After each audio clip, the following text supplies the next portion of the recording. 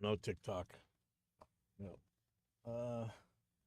I actually tried to use that BlueStack stuff and it didn't. I couldn't get it to work. It just kept crashing when I chose the camera. I don't think it likes OBS. I was using the OBS virtual camera. I guess I could try without that and see if some way it would go. I don't know.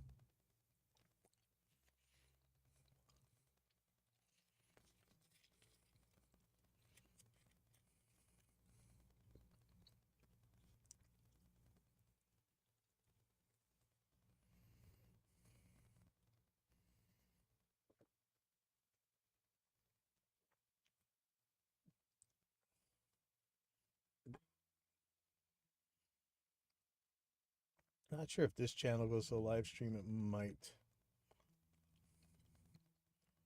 Don't think so though.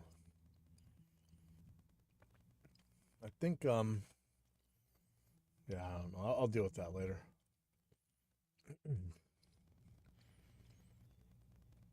Let's get going here. All right. Welcome to Evidence Based Audio number 198. And this is No True Processing.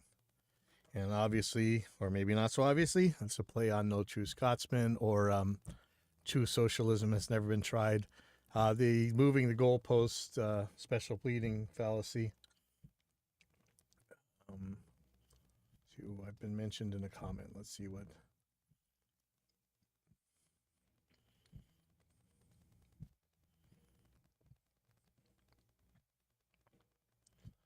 Okay.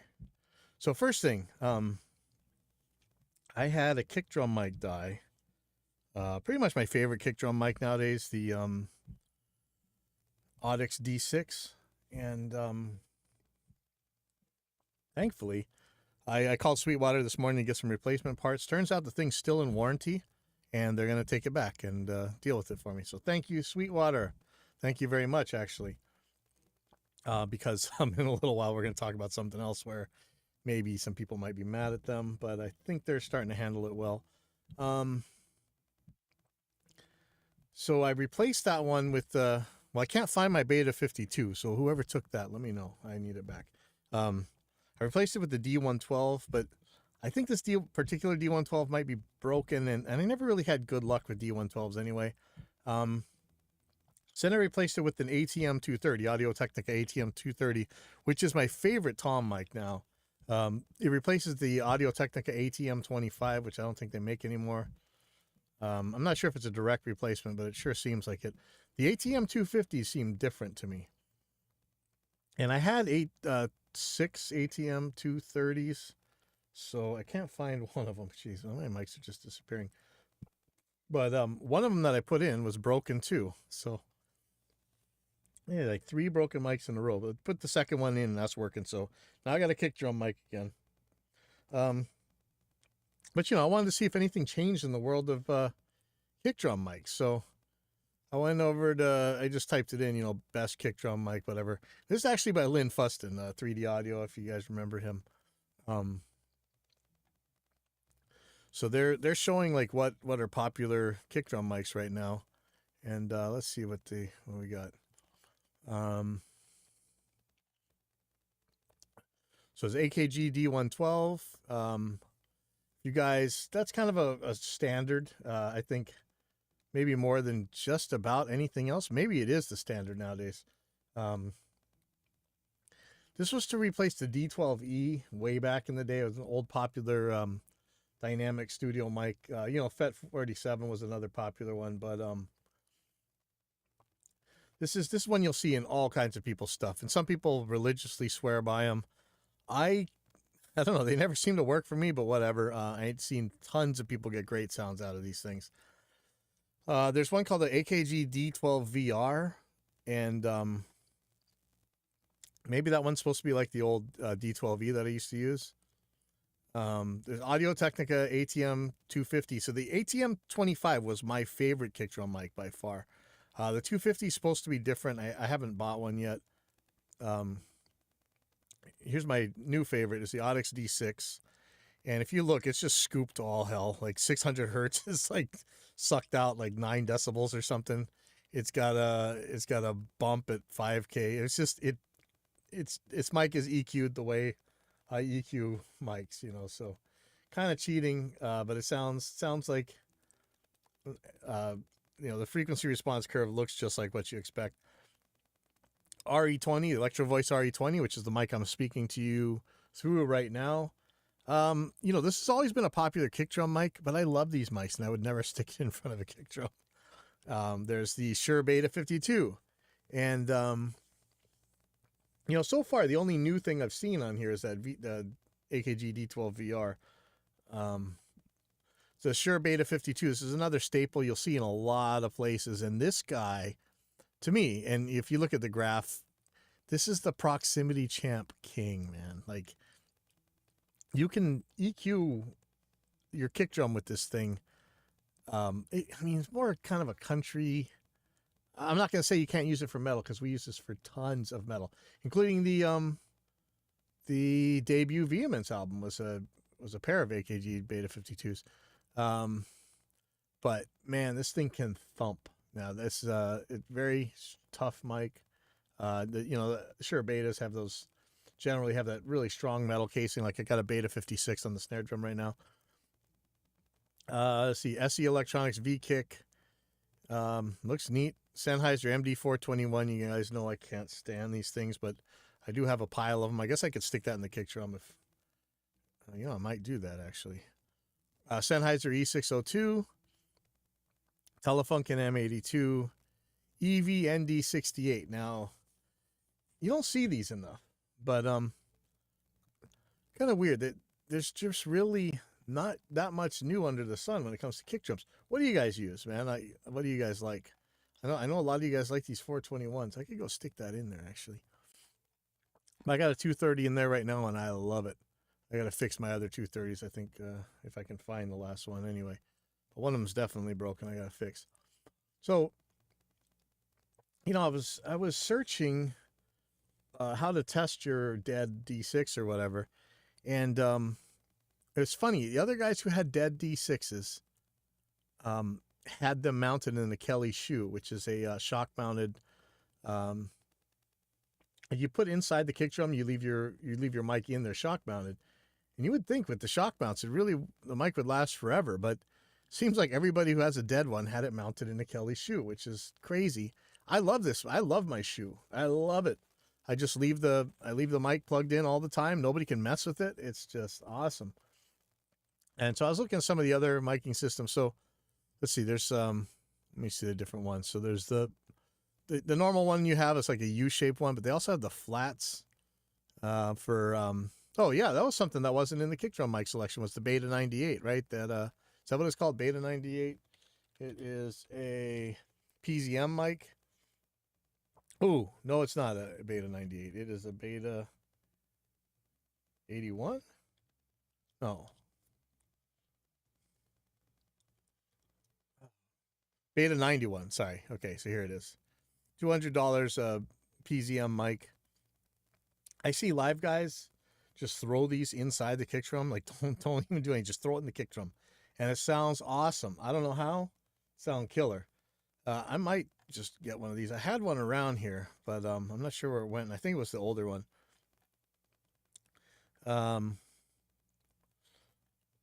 Anyway, so I guess the flat one is for mounting the Beta 98. There's also Gibraltar has a I see this one a lot. It's a $26 on Amazon. You take off one of your drum lugs, the inside shell lugs, and then you just stick this thing on there and screw the lug back in, and it'll hold a mic to it. But there's no shock mount, man. This is like direct slamming the mic every time you kick it. So I don't imagine this is great. There's also the May miking system, which you guys might know about. I think some DWs come with these things. Really fancy shock mounted miking systems. They use I think they use a mini XLR to get out through the portholes. These things are crazy money if I remember. Let's see. Purchase. Let's see. Go look. So if you want, what's this Turbo Kick? Looks like they got their own sub kick thing called the Turbo Kick. Only $590. Okay, so an internal mount for these guys looks like the maybe it's for a Tom or something. Plus a D112 is $400. So it comes with a modified D112 to fit inside here. There's another one with a modified D12 VR, I think. There's the monorail system that looks like it's very specific for kick. Looks actually pretty handy. $519. These aren't cheap, man. Oh, and they got one with an ATM 230. Smart. I like that. Another $590. Ouch, man. So these are not cheap, but pretty awesome looking.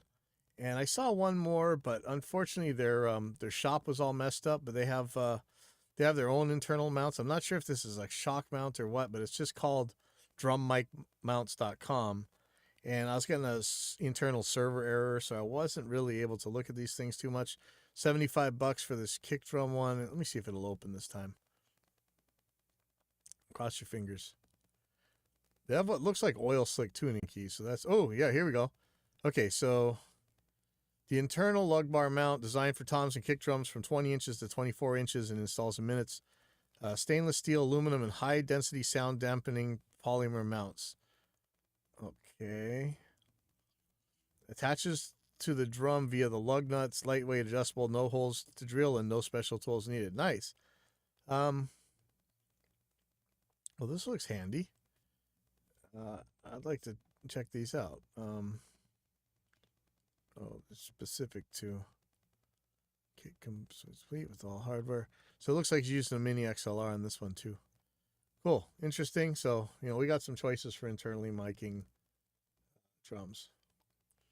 Okay, so I'm gonna talk a little bit about the hullabaloo. Is that the term for it? About the Neural DSP Quad Cortex. So if you don't know what that is, let's do Quad Cortex. That is this guy. And in fact, yeah, good. I want to see what they're saying on their page right now. This is like the Helix or the fractal floor units like the FM9 or whatever. This is a floor-mounted guitar multi-effects processor. Super powerful. Got all kinds of cool stuff about it. This one will do captures, so you plug it around your amp rig and you capture your your amplifier and your speaker cabinet, whatever, with it. And when I did that with this thing, it was mind-blowing how well it worked. I should also say, if you're a longtime listener to the show, that the Quad Cortex was actually on my Vaporware watch list, but it did end up shipping. So I'm saying the capture system on this thing is awesome. The user interface is absolutely awesome. I love it. It's so easy to use. I'm more able to use my Helix nowadays than I was before, but I think this thing is still kind of, in some ways, kind of cooler, user interface wise. But the issue is that I'm not exactly sure exactly what was promised, but it's shipped with very little. When I go to program this for other people, like I said, some of the reverbs and stuff, instead of having units in time, they're in percentages. It's pretty, honestly, the included pedals and effects and stuff, to me, it's pretty bad. It's lacking a lot. But for some people, it might be everything they need. So this is one of those products where I tell people, listen, especially with given this company's track record on delivering, I don't know if they say promises, but delivering what was obviously implied, or the lack of delivering what was obviously implied. When it comes to software, hardware, whatever, digital devices, buy it for what it does right now. Make sure it fits your needs right now. There is no guarantee at all that the company's ever going to update it to fix something. Look at Boss, for instance. Boss never updates their stuff as far as I know. I've seen them update some of their software, but in general, once you make the hardware product, it's pretty much it. people have been waiting for years to get just the basic stuff off of this Quad Cortex, and at this point they have kind of rebelled. Over at the gear page where we always see so much hilarity from bozos, they're pretty much banning anybody who says anything bad about this thing, but it doesn't matter. The word's out. It got to the point where some of the guys on the gear forum, which is kind of a refuge for if you got kicked off the gear page, you can go hang out at the gear forum. The mods at the gear page are garbage. I'm sorry. We've talked about this before. If we're always decided, do we advertise on that? Should we advertise on their site network? Because they got like 7string.org and stuff. And I keep coming back with the answer of no, if that's how the moderators are going to act. And yeah, never mind. They've done some really lame stuff to me. So and then they're basically running cover for some of these other schmucks. So anyway, let's go look at what these guys promise. So one of the things that's going on is some of the users over at the gear page have called out and used the Wayback Machine on what Neural claimed. And let's see.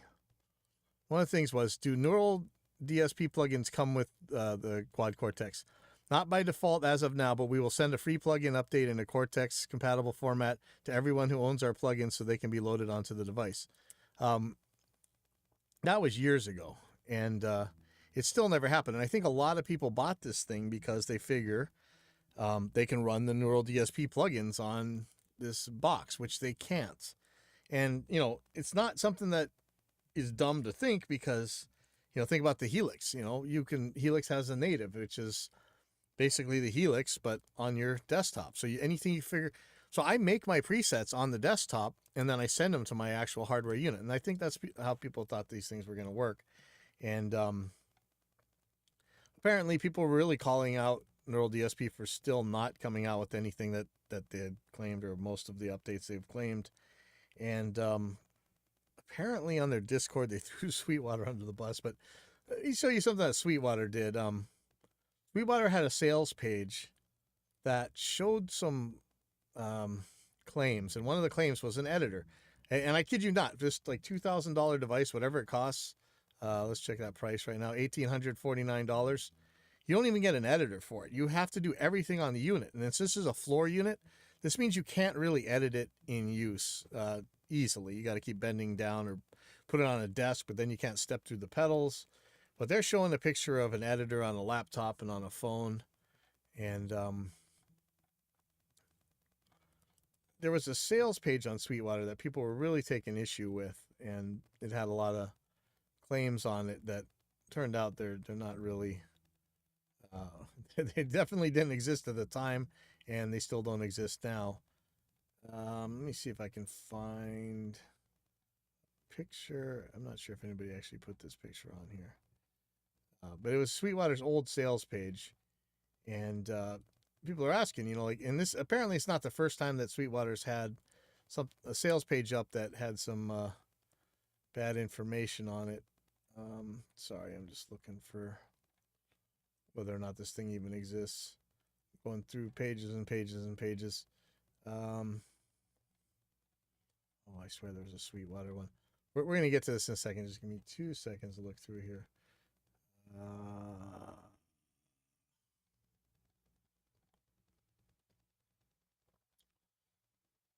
It's mostly there's some threads about talking about the updates for most of it. Sorry. Let me go through here real quick. So I'm just gonna see if I can find Sweetwater sales page.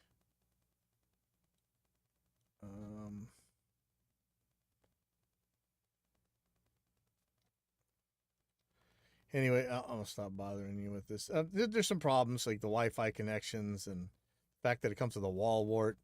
And to me, it doesn't even come with expression pedals. It does have expression pedal jacks, so you could use your own, but you think that it'd come with at least one. But I don't know. Maybe people want more compact stuff. I don't really understand these. They get in the smaller and smaller boxes. I don't need it to be that small. So anyway, let me go on from here.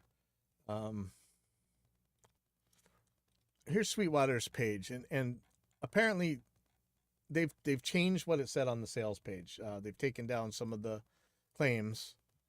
I think about like running plugins or whatever. But they're still showing the editor on here. The editor's not there.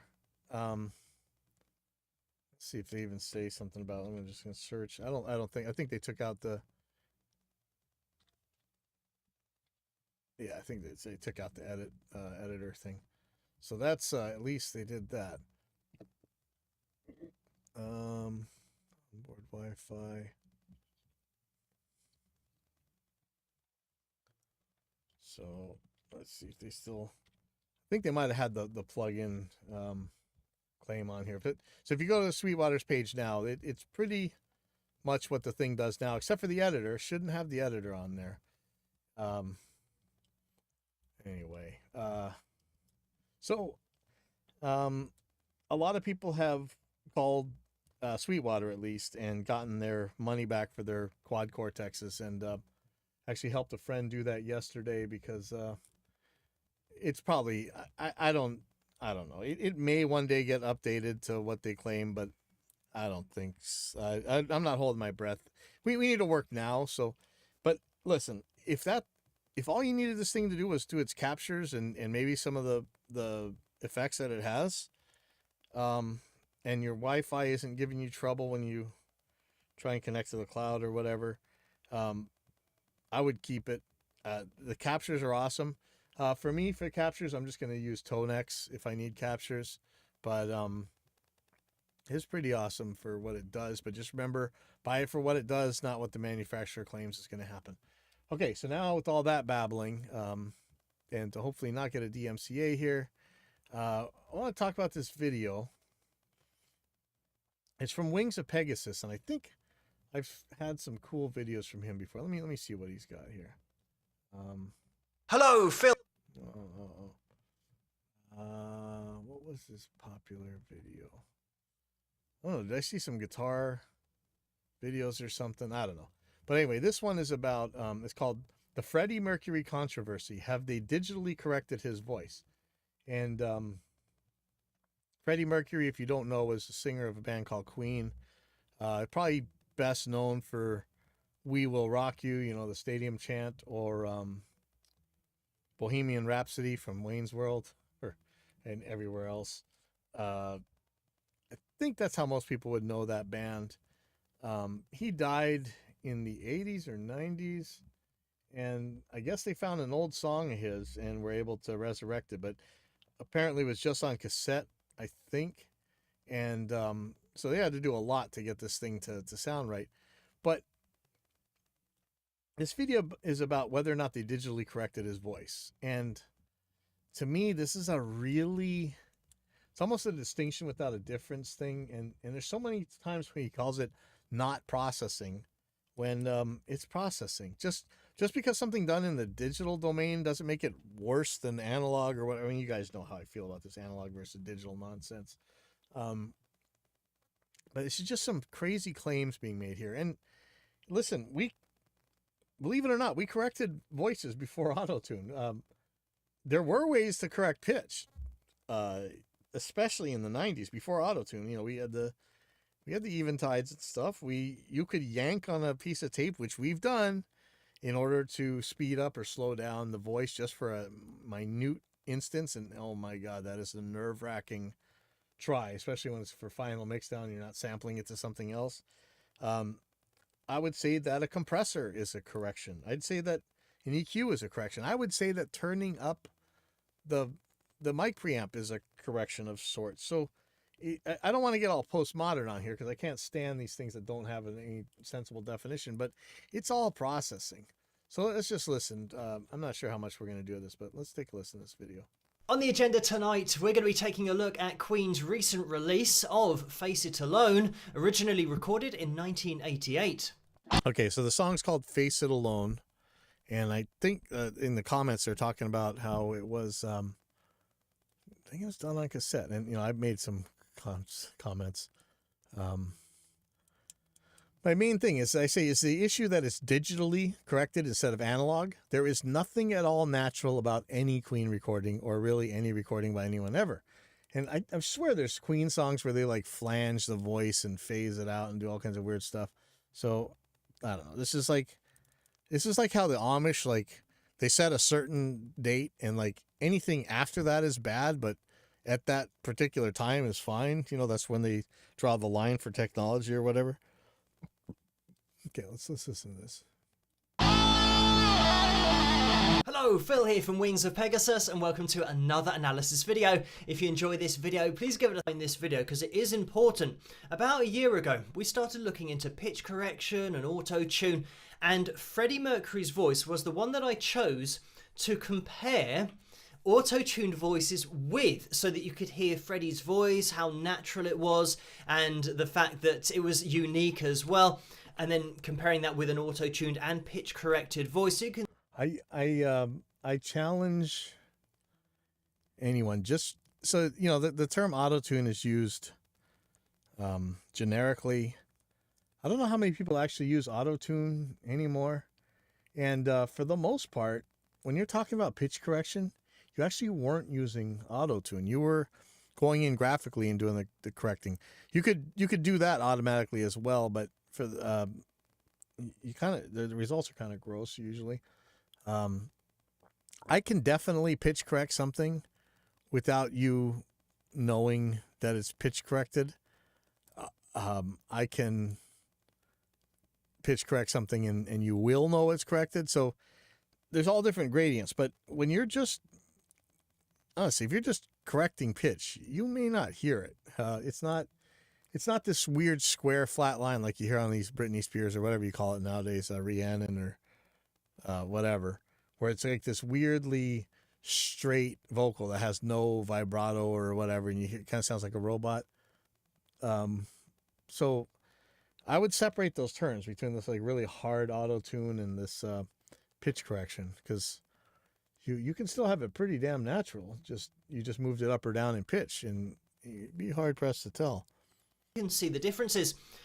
After that video, a lot of people asked me to auto-tune Freddie Mercury's voice, and I said in that follow-up video that it was sacrilege, but I will do it because so many people are asking. And it's kind of weird that like it's bad to tune somebody, but not bad to put them on a compressor or a flanger or a phaser or the reverb or whatever.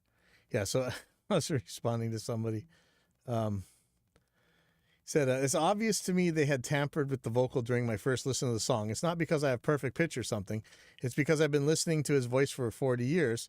The only justifiable reason to treat the vocal this way would be as if they had only a barely serviceable, extremely rough take to finish the song with. And I said, somehow you didn't notice how much the vocals were tampered with on the original Bohemian Rhapsody? Where do we draw the line here? Listen, if you think that sounded that way when they recorded it, you're on crack. Somebody answered me exactly. They've been using pitch correction for decades. It's just less tedious now with software. Pitch correction is part of the art of music to add effects and get the final product to wherever we want. It's an art form in itself. But here's the special pleading. So the original poster said, I'm aware that vocals have been manipulated in one way or the other throughout the history of popular music. In this comparison, one is period appropriate. The other makes the hair stand up on the back of my neck. Yeah, it's special pleading, I think. But there was one that I answered.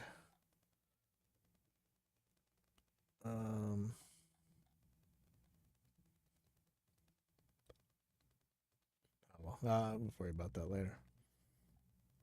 Okay, so we're only a minute into here. I'm sorry. We may not get this whole thing, but I don't want to bore you to death. Asking for it, so I did that.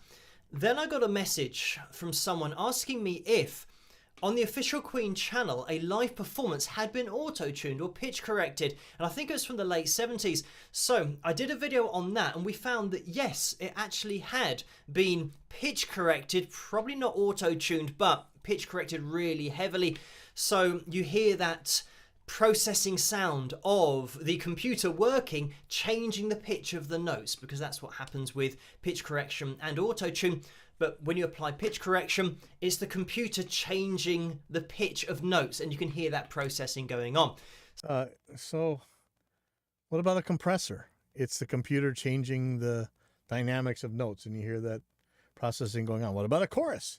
It's a computer, I mean, I'm just saying digital ones. It's a computer changing the pitch of notes, and you can hear that processing going. This really sounds like special pleading to me, but I think,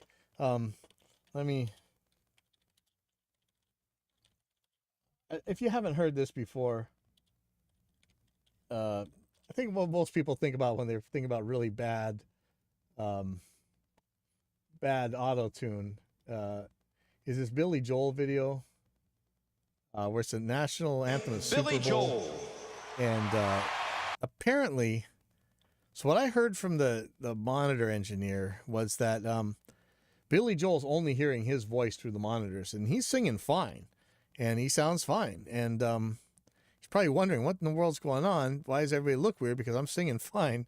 And what's coming out is auto-tune, but apparently I think it's set to the wrong key.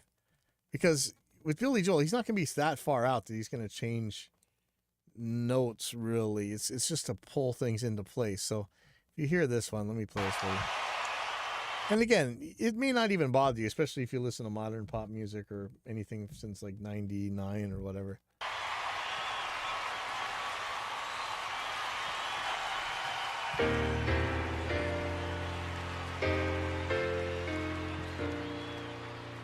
Oh, say, can you see by the dawn's early light? I mean, if you listen to mumble rap, this sounds fine to you, right? I'm sure. A Lil Wayne or whatever. This is just jumping around auto-tune, you know. So proudly we hail at the twilight's last gleaming, whose broad stripes and bright stars. Hopefully that's all I need to play on that thing, right? So I think, you know, I understand when people want to complain if it sounds like that. I don't know what this Queen song sounds like, and I am terrified to play it. I have enough fake copyright strikes. You know, we've done tons of shows about that. So let's see. So anyway, fast forward to now. Somebody has asked me if Face It Alone has any pitch correction or auto-tune applied to it. And to be honest, I have been avoiding listening to this just in case they have applied it. Because going all the way back to that video where I said it's sacrilege to edit Freddie Mercury's voice because... again, Freddie Mercury's voice has been edited since there's been a Freddie Mercury recorded. And if you don't think so, you're on crack. So anyway. He had such a unique voice and standalone voice, and going ever so slightly sharp or flat, that's part of his voice. Like, he wasn't intentionally missing notes by 2 or 3 or 5 cents either way. It was just his expression. So to then start applying pitch correction to that. Now, you know, there are bends, but I think there's a mistaken belief out there that you can't pitch correct without erasing vibrato. It's not true at all. A lot of times you're just moving the pitch center of a set of notes, or a single note, or a part of it. I didn't want to listen to this just in case they had applied it. So we're going to jump into it for tonight's video and see what we can see.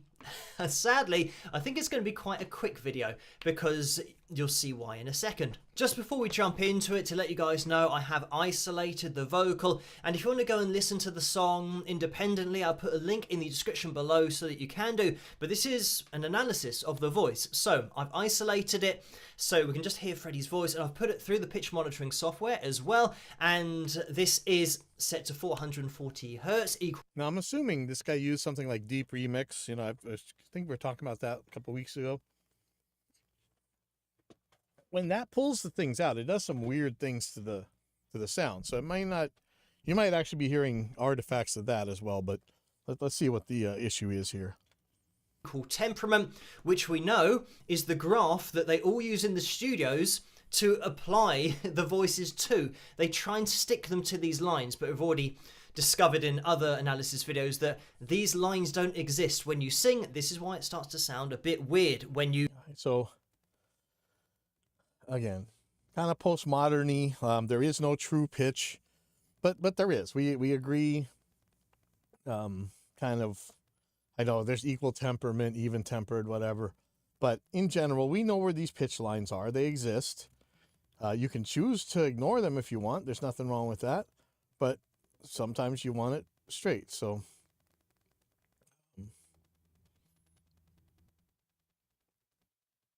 anyway, let's go on here. You change somebody's voice to fit a graph, but let's have a listen.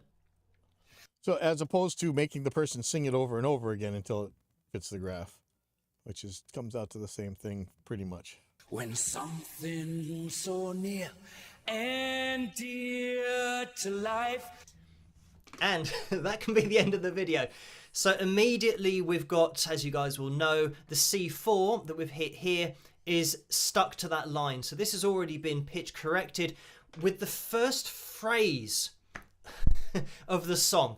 And especially on this second line, you can even hear a bit of the processing going on. I know that some people will be saying that the isolating process leaves artifacts. Oh, that's exactly what I said. I wonder if I'm wrong. Hold on, let's play that again. He might have called me out on it. I know that some people will be saying that the isolating process leaves artifacts once the voice has been extracted from all of the backing, and that is true, but we've done so many analysis videos using the same isolating software, and when we're listening to a natural voice, at no point does it... Okay, sorry, not to get postmodernist, because I don't like those guys. What is a natural voice? You just put it through a microphone. There's nothing natural about that. You just hammered it onto a tape's recording head that's going to saturate, compress it, do all kinds of weird things to it. There's nothing natural about that. What's a natural voice? Natural voice is gone the moment the sound came out of his mouth and got into a microphone. Sound mechanical because it's natural, whereas the mechanical sound we can hear is the pitch correction, the actual computer processing the vocal. So is it the computer that's bad? What if you process it a different way? Then it's okay? Because I'll tell you, we used to flatline vocals before there was any digital. Believe it or not, we did it. So we had different ways of doing it, but it's just as weird. And you tell me these old Queen albums with all like those weird phasers and junk was supernatural? Well, I mean, it's totally natural. It definitely was supernatural. But I think when he played this part, it actually sounded pretty hammered. Like, I think I would probably smack the guy running the pitch correction. There's a much more natural thing you could do here. But if this thing came off a cassette and it's mostly noise and like you had to isotope RX7 or RX9 or whatever this thing into submission, I don't know. Maybe things were weird. For all you know, the tape is stretching all over the place and it's got its own pitches. And moving it, and then we're hearing the result. I know that other people will say that back in the day, they used to speed up tape and slow down tape with various speed in order to change the pitch of a particular vocal phrase. And that is true. But the huge difference between digital, which is what we're doing now with the music industry, and analog, which is speeding up tape and slowing down tape, is that now the original signal is being processed. So it's being changed and then we hear the result. Okay. Let me play that back. What he's claiming is that it's different because that now we change it and then you hear the result. But back in the day, you change it and hear the result. I don't understand the difference here. which is what we're doing. But Let the me play this huge again. difference between digital, which is what we're doing now with the music industry, and analog, which is speeding up tape and slowing down tape, is that now the original signal is being processed. So it's being changed and then we hear the result. Back in the day with analog and using tape, if you record a vocal and then you speed it up, all that happens is it gets higher in pitch. If you slow it down, it gets lower in pitch. But Otherwise, it gets processed, and then you hear the results. What's the that difference? original vocal hasn't been processed. It's just Yes, it has. It's been processed. It's been. What does that mean? So when you speed it up and totally change the pitch of it and the speed of it, and actually make the vibrato faster or slower, it hasn't been processed. But when you just move the pitch center, it has. Like, what's the definition of processing this guy's using? just been sped up or slowed down. So there's a huge difference between those two. Why is that different? One is bad and one is good. Like what in the world? I don't understand the distinction. It sounds like an argument from antiquity, honestly. Because one is leaving the vocal as it was, but Nope. just speeding up or slowing. Nope. Let me play this again. Processed. It's just been sped up or slowed down. So there's a huge difference between those two. Because one is leaving the vocal as it was, but just speeding up or slowing it down. The other is fundamentally changing the vocal from what it was to then going through a processing machine. The computer has everything corrected and moved to this graph, and then we hear the result. Does this guy sound like one of those anti-technology nuts? Like, oh, this food was made sure it was safe before we ate it. Yeah, you can't put that in. Or one of those guys that say, so I'm not going to eat anything with chemicals in it when everything's made out of chemicals. Like, I don't know what's going on here. Like, he's just making this claim, like, the computer makes it bad. This is weird. You're changing the pitch either way. I tell you that the modern pitch correction can be much more natural than you could ever get by yanking on tape. Let me play this chunk again. I'm not getting this. There's a huge difference between those two. Because one is leaving the vocal as it was, but just You're not leaving the vocal as it was. You're changing it. speeding up or slowing it down. Speeding up and slowing down is changing it so much. So one of the crazy things about modern pitch and time is that we can change the time without changing the pitch, or we can change the pitch without changing the time, or we can change both. Back in the day, they were interconnected. You changed the pitch, you changed the time. There was no way around. Well, actually, there were ways. I don't want to let this guy freak out if we talk, but for the most part, when you change the pitch, you change the time. And it changes it. How's you saying it's not changed? Let me see what he said. Because one is leaving the vocal as it Oh, was, leaving the vocal as it was. No, you're not leaving it as it was. If you want to leave it as it was, just leave it as it was. When you throw a compressor on it, you're not leaving it as it was. but just speeding up or slowing it down. The other is fundamentally changing the vocal from what it was. Oh, but you're fundamentally doing it. I still don't see it. This is very much special pleading.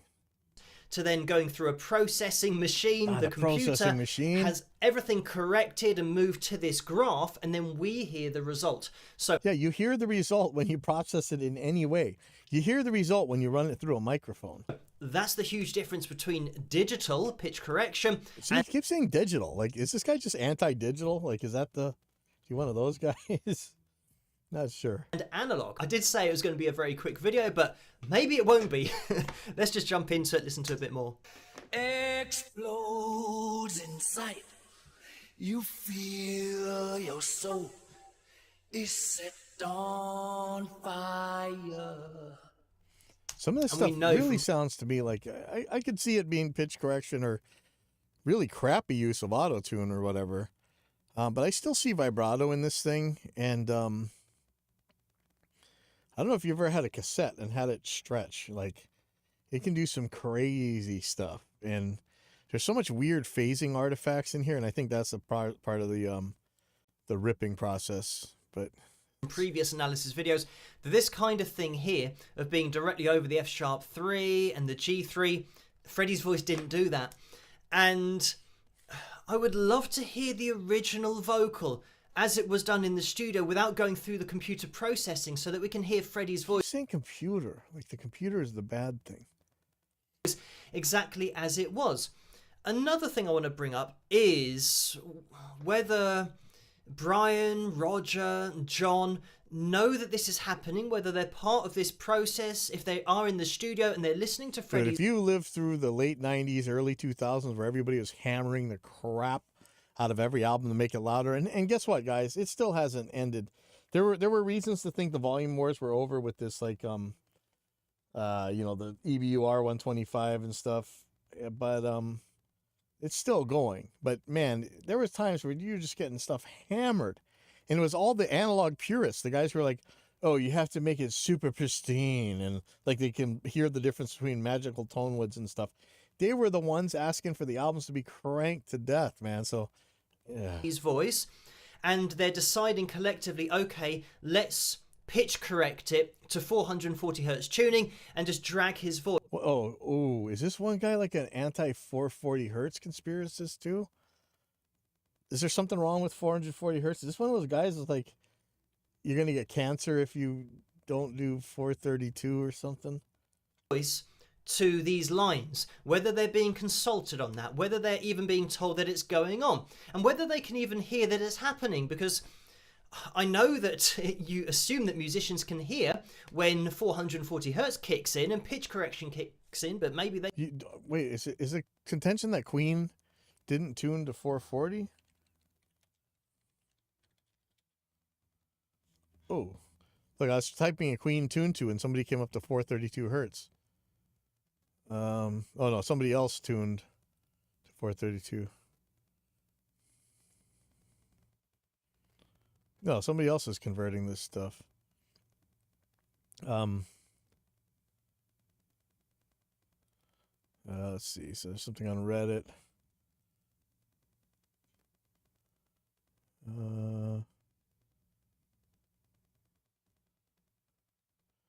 No, it seems like it's supposed to be 440, but listen, any pitch correction software you can set to a different. I don't know any pitch correction software that won't allow you to set a different reference than 440. You can set. Pretty sure you can set Melodyne and all that to 432 if you want. What's wrong with 440? I don't understand. They can't even hear it. So it would be great to get a word from them. Maybe it's just the case that they're using it artistically and they want this song to sound modern, because a lot of modern songs use pitch correction and even some use auto-tune. So maybe it's for that reason, but for me, listening to Queen, I'd love to play this in context, when I was growing up, they were a proper rock band. So they just performed on stage, let it all hang out and go for it. And it didn't matter if they were sharp or flat, because it's all about the art and the expression of them performing a song. And to take all of that expression and freedom and start to apply it to a graph and change the relevance of... Listen, every musician who plays a scale is applying a graph to their music. They're trying to get to those pitches. This is okay. I'm sorry.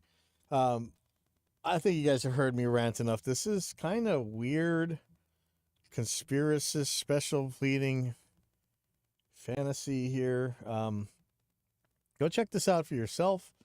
Maybe you agree. You know, I'm all fine with people who say you should have left his voice alone and just did whatever you could to make this thing work. But I just don't see what this artificial boundary is between right and wrong here. Anyway, I'll see you guys next week.